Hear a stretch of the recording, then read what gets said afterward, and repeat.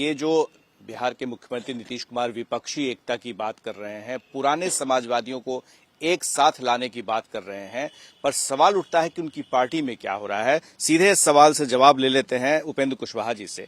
कुशवाहा जी, अब राज को राज मत रहने दीजिए, अब खुलासा कर ही दीजिए कि आखिर कौन लोग थे जो लोग आपके पीछे पड़े हुए थे और वो ये नहीं चाहते थे कि नीतीश कुमार और उपेंद्र कुशवाहा जो ये लव कुश की जोड़ी है वो सही सलामत रहे और आगे इसका कुछ हो।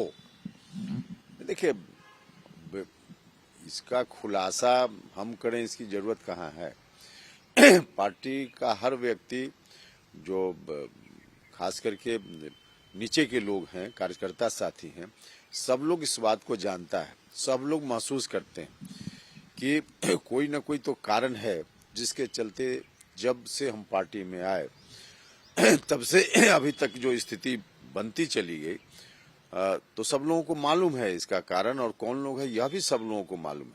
हम खुलासा करें इसकी आवश्यकता क्या है।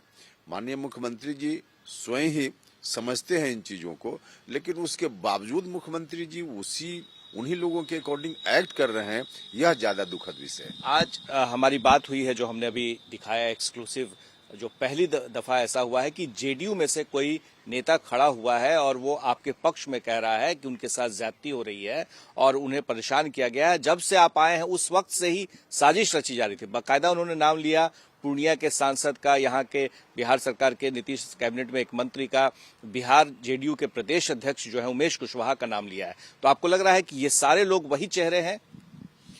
देखिए, ये लोग मोहरा हैं, जिनका भी नाम लिया गया है, सब लोग मोहरा हैं और इनका इस्तेमाल कुछ लोग कर रहे हैं।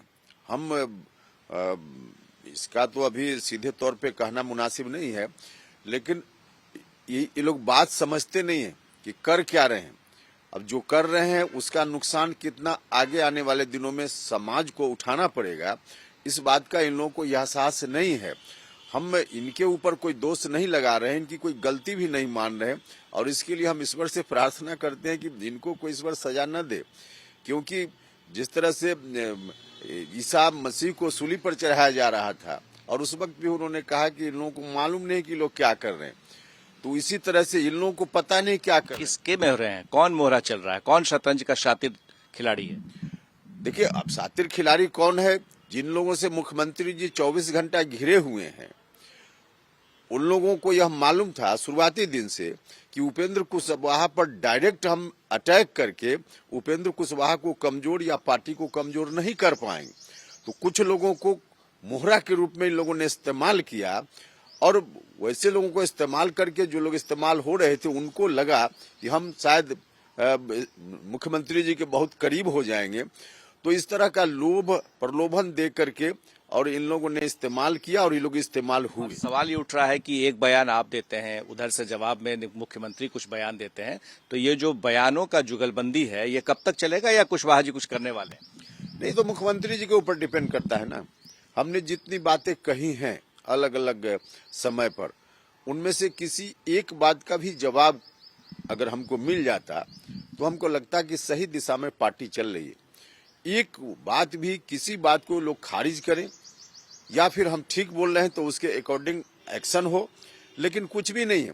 अनर्गल बात अलग अलग तरीके से उपेंद्र कुशवाहा के ऊपर कई तरह की बातें उछाली जा रही है, लेकिन जो बात हमने कही है टू द पॉइंट, उसका तो कोई जवाब है नहीं। ये बात सच है जो हमने सुना है, चर्चा भी है कि उपेंद्र कुशवाहा नंबर 2 थे, और जब आप पार्टी में आए थे तो ये कहा गया था मुख्यमंत्री की तरफ से कि मेरे बाद तो आप ही होंगे।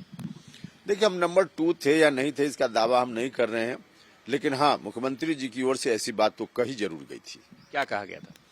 नहीं, वही जो आपने कहा कि मुख्यमंत्री जी से जो हमारी 1-to-1 बात भी हुई, उसमें सीधे तौर पर उन्होंने कहा कि आप आइए, मेरे बाद आखिर कौन है पार्टी में, कौन संभालेगा, तो आप आइए।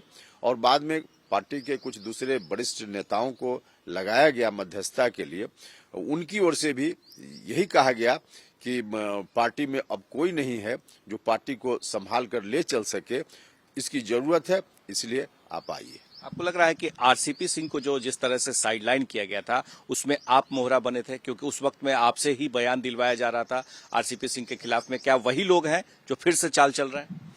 देखिए, आरसीपी सिंह जी जब हटे और हम जब पार्टी में आए थे, उसमें बहुत अंतराल नहीं था। हम तो तुरंत दल में आए थे, उसके बाद इस तरह की बात शुरू हो गई थी।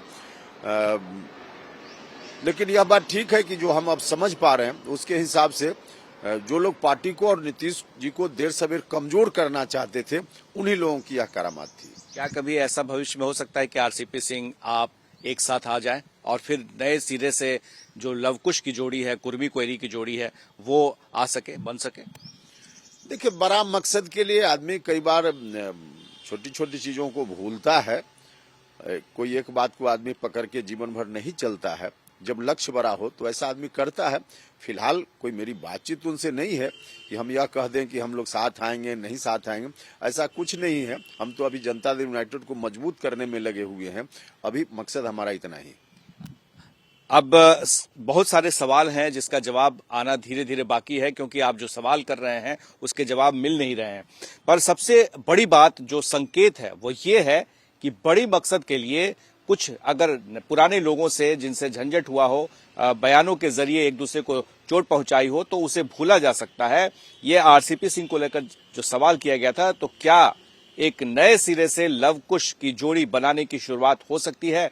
आज अहम दिन है, 2 तारीख है और जगदेव बाबू के जन्मतिथि पर ही इस तरह के कार्यक्रम को किया जा रहा है, जिसमें उपेंद्र कुशवाहा अलग से, पार्टी से अलग हट करके एक कार्यक्रम कर रहे हैं। तो देखना होगा कि पार्टी किस तरीके से इस कार्यक्रम को देखती है। आगे आगे धीरे धीरे और भी इस सीरीज का नया सिरा खुलेगा।